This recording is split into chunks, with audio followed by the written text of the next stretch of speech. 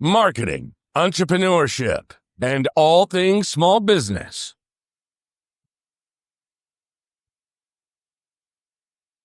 You're listening to the Jurassic Marketing's Triceratalks. Now, here's your host, Justin Miller. We are back with more Triceratalks. I like the little tagline that is on here that we never use. That's true. Have we ever used it? I don't think we have. The podcast where we bring ancient but mighty marketing tactics back to life, like they're not extinct anymore. All right. So last episode, which if we posted these on time was last week, we talked about every door direct mail, EDDM, and how to get your business in every mailbox in a hyper-focused geography. And today we're talking about another hyper-focused group, and that is new movers. Fresh to the area. Yep. So it is what it is. It's people that moved into the house. Now, sometimes it's people that refied and the list is wrong, but for the most part. Oh, so if I refi my house, I might get stuck on this list. Well, yeah, because we're looking for indicators that potentially things changed hands, right? Mm-hmm. So some sort of legal filing. So that one works. New movers. So new movers are a prime target for a lot of businesses because, again, we kind of got our triangle of what works in direct mail, right? We got the list of who it is, we got the offer, and we got the timing. So now we have a timing event that we know about. Okay. We often don't know about timing events. So sure. Your world, you got weddings. Hey, time. This is happening. Yep. A lot of places don't have that. You know, some attorneys is like, oh, car wreck, right? Sure. This happened. This is so timing's important. Yes. This is one that predictably there is a people always on. People are always moving. They end up on the new movers list. So if we can find a way to make that work for your business, this is a 1/3 of the battle solved because we already know that there's a timing event in their life. So we're going to talk about new movers, and believe it or not, this dovetails nicely with EDDM, which will be probably our next episode. But I'll try and go as deep as possible during this podcast on new mover stuff so that you understand what it is, how to get them, what makes them good from an audience standpoint, and what to say to them, what to send to them, because that's kind of key too. One more third of the triangle there. We have to assume that if you're brand new to the area, like I moved to a new location, I don't know anything. I don't know where the good pizza's at. I don't know the shops to go to. It's different if I'm just moving from point A to point B in a city, but even then, you still could have... Well, even then, you might not be driving 45 minutes for pizza anymore. True. You got to find a place. Yeah. So there are some stats on this, which is quite fascinating, but families moving into a new home spend 5 to 10 times more in the first 6 to 12 months after the move. I believe that. So yeah. I always used to say across multiple businesses, once that wallet's opened, it's a lot easier to get the money. It is. So we have a triggering event that does that now. So they are in a buying mode. They're setting their roots a little bit. They're figuring out who's who the players in the new area are. Yeah, if it's a long distance move, they got to replace everything. Everything. Like literally everything. So new dentist, new gym or fitness club, new insurance person, new pizza place, continuing the theme from last one. All of it, oil changes, unless everything. They're going with Domino's, then they just go to the closer That's Domino's. true. They just, where's my local insert here? So Domino's sends that crap for you, but let's beat them. Let's do a premium pizza. But they are actively looking for new providers. So it's not like completely cold prospects, okay? They are likely asking people that they bump into in their new location, family, friends, coworkers, what's what. We have a couple of employees that are transplants here to this area, and they're always looking for guidance on what's going on, what's important in the area. So they actually are open and receptive to the messaging and to suggestions. How warm are these leads? Does the post office, if I move and it's X date, how long before I become a new mover where you can start marketing to me? How do you know I move? Is it 30 days? Is it a week later? Yeah, so we can pull stuff weekly. So it's fresh data. We'll talk about the frequency you want to do that on, because maybe weekly doesn't make sense for what you're trying to do, but it does get there pretty quick. And a lot of that is, move updates with the post office. But there are other tactics and methods the list providers use to get clues for that as well. It turns out a lot of people don't update their address at the post office. They just disappear. Exactly. But like you just said earlier, if up to 6 months later, they're spending up to 10% more, if you get them 30 days into it, they're still warm. They're still ready to spend money. Hey, look, if you're a home service provider, all those projects didn't magically get done out the gate. They never do. They're still dealing with, the half-painted bedroom and, Yeah. The plumbing leak that they wanted to change the fixture and all that fun stuff.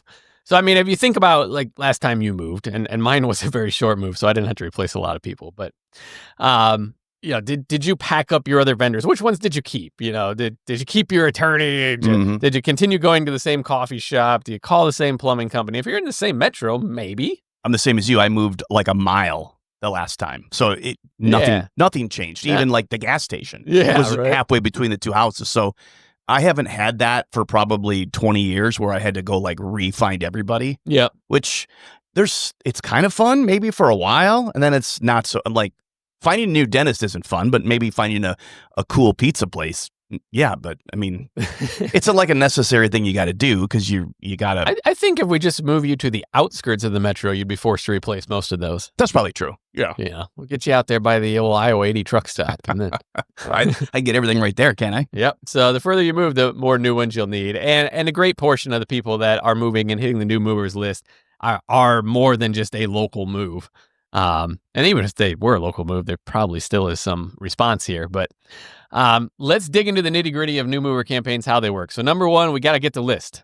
So last podcast episode, we talked about every door direct mail, and you don't need a list. That's the beauty of it. Mm-hmm. This one, got to have a list, and you got to use a data provider here. We are a data provider. We can get that list for you. There are obviously other sources as well, but you can pull that on a time period. So I want new movers in this geographic area in the last 60 days. And we would look at the numbers of people moving in the last 60 days. You might go 30 days. You might go bi-weekly. It depends how big of area and how active the real estate environment is, really. They're all just running away from Illinois here, but I digress.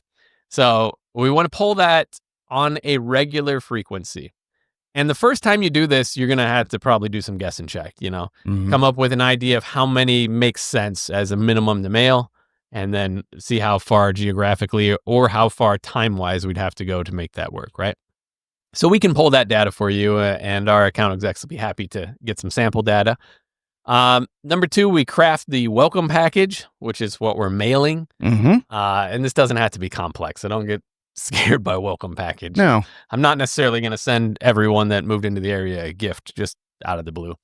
But a postcard, a letter. This is a really good spot to use an actual letter format in a number 10 envelope with the hand addressing. Works really good for new movers.